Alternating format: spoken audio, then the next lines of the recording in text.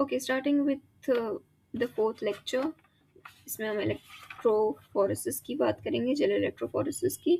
तो separation and isolation of gene of interest, हमारा जो भी जीन ऑफ इंटरेस्ट है उसको सेपरेट करने के लिए हम जेल इलेक्ट्रोफोरेसिस, उसका सेपरेशन और आइसोलेशन करने के लिए करते हैं। फ़र्क यह है कि वहाँ जो हमने फर्स्ट स्टेप किया था, जहाँ पे हम सेंट्रीफ्यूज कर रहे थे अपने डीएनए को, उसमें हम अपना जीन ऑफ इंटरेस्ट का डीएनए ले रहे थे, पूरा डीएनए ले रहे थे। यहाँ पे हम सेपरेशन और आइसोलेशन करें जीन ऑफ इंटरेस्ट का, यहाँ पे हम जीन तक पहुंच चुके हैं। तो अब हमारे पास बहुत सारे फ्रैगमेंट्स थे, तो the fragments are separated on the basis of size और molecular weight through sieving effect as they pass through the agarose gel. अब agarose gel क्या होती है कि agarose gel is obtained from seaweeds and is used here for separation, for the separation between two glass plates. Agarose is filled, which was sealed left, right and bottom. From top, comb is inserted to create wells, ऐसे गड्ढे type की बन जाती हैं for loading these samples DNA to be separated. तो जितने भी गड्ढे बने रहते हैं उन्हीं के अंदर अ, हम अपने डीएनए सैंपल को डाल देते हैं। देन डायग्राम बना हुआ है, एंड जो अनडाइजेस्टेड वाला फ्रैगमेंट रहता है वो कैथोड की तरफ रहता है, या जो लार्जर फ्रैगमेंट रहता है that is towards the well या टुवर्ड्स द कैथोड। और कैथोड जो होती है वो नेगेटिवली चार्ज टर्मिनल होती है, और जो एनोड होती है वो पॉजिटिवली चार्ज टर्मिनल रहती है। अतिरिक्त ज्ञान में ये है कि how to know if the sample is running under electric current, हमें पता नहीं चलेगा कि हमारा सैंपल नीचे तक जा भी रहा है कि नहीं जा रहा है। तो उसको ट्रैक करने के लिए ट्रैकिंग डाई जो होती है वो ब्रोमोफिनॉल ब्लू होती है। तो ये एक चीज़ याद रखने वाली है कि ब्रोमोफिनॉल ब्लू जो है वो हमारी ट्रैकिंग डाई है, और स्टेनिंग डाई, या स्टेनिंग के लिए हम जिसका इस्तेमाल करते हैं दैट इज इथीडियम ब्रोमाइड। तो उसके बारे में भी आगे आएगा। जो स्मॉलेस्ट फ्रैगमेंट रहता है that runs farthest towards the anode. और देन उसके बाद विजुअलाइज करने के लिए, अगर हमें जब स्टेनिंग करनी पड़ती है, देखने के लिए डीएनए को उसकी स्टेनिंग करनी पड़ती है, तो हम उसमें इथीडियम ब्रोमाइड यूज करते हैं। Bright orange colour seen under UV light हो जाता है। फिर gel piece with the gene of interest is cut and DNA is separated. तो जो भी हमारा जीन ऑफ इंटरेस्ट का जेल पीस रहता है उसे हम कट कर लेते हैं, और उसके बाद डीएनए सेपरेट कर लिया जाता है। इसको, इस प्रोसेस को, इस कटिंग को और सेपरेशन को हम इल्यूशन कहते हैं। फिर डीएनए होता है नेगेटिवली चार्ज्ड, और वो हमेशा इसीलिए एनोड की तरफ जाता है क्योंकि anode is positively charged. Then, या मतलब पॉजिटिव टर्मिनल होता है। देन एम्प्लीफिकेशन कैसे करना है जीन ऑफ इंटरेस्ट का, यूजिंग पीसीआर। पीसीआर का मतलब होता है पॉलीमरेज चेन रिएक्शन, और इसको इन्वेंट किया था कैरी न्यूलिस ने, जिसके लिए उन्हें नोबेल प्राइज भी मिला था। पीसीआर जो है वो इस्तेमाल किया जाता है to make multiple copies of any gene, या जीन की क्लोनिंग के लिए इस्तेमाल होता है। तो इसमें तीन स्टेप्स इन्वॉल्व होते हैं। पहला होता है डीनेचुरेशन, दूसरा होता है एनीलिंग, और तीसरा होता है एक्सटेंशन या पॉलीमराइजेशन। रिक्वायरमेंट्स होती हैं कि देखिए, पहले हमें अपने जो भी हमारा डीएनए उसको करने के लिए हमें सारी चीज़ें ट्यूब के अंदर, पॉलीमरेज चेन रिएक्शन की जो ट्यूब रहती है उसके अंदर हमें सब कुछ एक बार में डालना रहता है। तो क्या क्या हम डालते हैं, सैम्पल टू बी एम्पलीफाइड, यानी कि हमारा जो डीएनए था जो हमने भी जेल से काट के निकाला था वो। फिर कुछ प्राइमर्स डालते हैं। प्राइमर्स वो ऑलिगो न्यूक्लियोटाइड के सीक्वेंसेस होते हैं जो कि मदद करते हैं एक्सटेंशन में। इवेंचुअली न्यूक्लियोटाइड्स डालने हैं और पॉलीमरेज डालना है। पॉलीमरेज, हम नॉर्मल पॉलीमरेज का इस्तेमाल नहीं कर सकते क्योंकि वो बहुत हाई टेम्परेचर पे सर्वाइव नहीं कर सकता है। वेयर एज हमारा जो टैग पॉलीमरेज होता है, जो कि हम थर्मस एक्वाटिकस से ऑब्टेन करते हैं, वो हाई टेम्परेचर बर्दाश्त कर सकता है क्योंकि ऑफकोर्स उसके नाम में ही थर्मस आता है।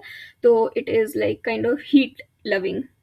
और थर्म क्या उसको थर्मोफिलिक कहते थे, या समथिंग लाइक दैट। मुझे याद आ रहा है कि थर्मोफिलिक नाम रहता था उसका। फिर सुथर्मस एक्वाटिकस या टैग पॉलीमरेज का हम इस्तेमाल करते हैं। तो चार चीज़ें हमारी रिक्वायरमेंट्स, हमें एक बार में ट्यूब में क्या क्या डालना रहता है। पहले हमें सैंपल डालना रहता है, that is sample DNA to be amplified, primer, nucleotides and polymerase. Everything is added once in PCR tube, put in machine, just temperature is changed for every step to happen.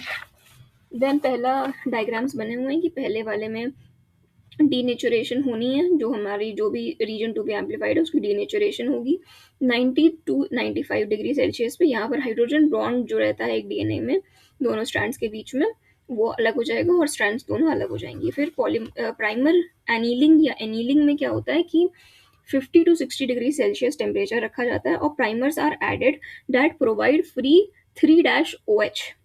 जो हम यहाँ पे हमेशा हर जगह यहाँ पे 5-to 3- ही रहने वाली है बातें, तो 5-to 3- और 3- के एंड पर OH ग्रुप लगा रहता है, तो यही हमारे प्राइमर्स रहते हैं। Primers are added that provide free 3' या 3-OH and for polymerase to add nucleotides. हमने हमारा जो पॉलीमर ऐड किया था वो हमें 3-OH दे देता है, और उसी से फिर आगे जा करके न्यूक्लियोटाइड बनता है। न्यूक्लियोटाइड का बेसिकली एक स्टार्टिंग कर देता है या बेस बना देता है, डीएनए सिंथेसिस की स्टार्टिंग होता है यहाँ पे। और फिर उसके बाद एक्सटेंशन होती है। एक्सटेंशन की प्रोसेस में टैग पॉलीमरेज मदद करता है, तो tag polymerase synthesizes new strands by adding nucleotides. PCR can amplify the fragments using the formula 2n, यानी कि नंबर ऑफ साइकिल्स।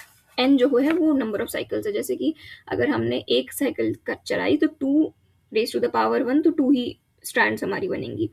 2 करेंगे तो 2 raised to the power 2 4 हो जाएगा, 2 raised to the power 3 8 हो जाएगा, 4 करेंगे तो 16 हो जाएगा। Bye running 30 cycles of PCR, अगर 2 raised to the power 30 है तो हम अप्रोक्सीमेटली 1 बिलियन कॉपीज बना सकते हैं एक सिंगल आरडीएनए की। तो ये है। एंड पॉलीमरेज चेन रिएक्शन को हम थर्मल साइक्लर भी कहते हैं। एंड या एक्सटेंशन में फिर, हाँ, तो एक्सटेंशन में दोनों जो हमारी स्ट्रैंड्स 5-to 3- 5-to 3 वाली वो एक्सटेंड हो जाती हैं, और दोनों अपने आप में एक अलग अलग स्ट्रैंड्स बन जाती हैं। देन कुछ क्वेश्चंस दिए हुए हैं कि suppose an electrical current has moved DNA through a gel, what does the band on this gel farthest from the top from where the DNA fragments were added represent. जो सबसे दूर जाएगा वो सबसे छोटा फ्रैगमेंट होगा, क्योंकि सबसे छोटा ही फ्रैगमेंट सबसे आगे तक भाग पाता है।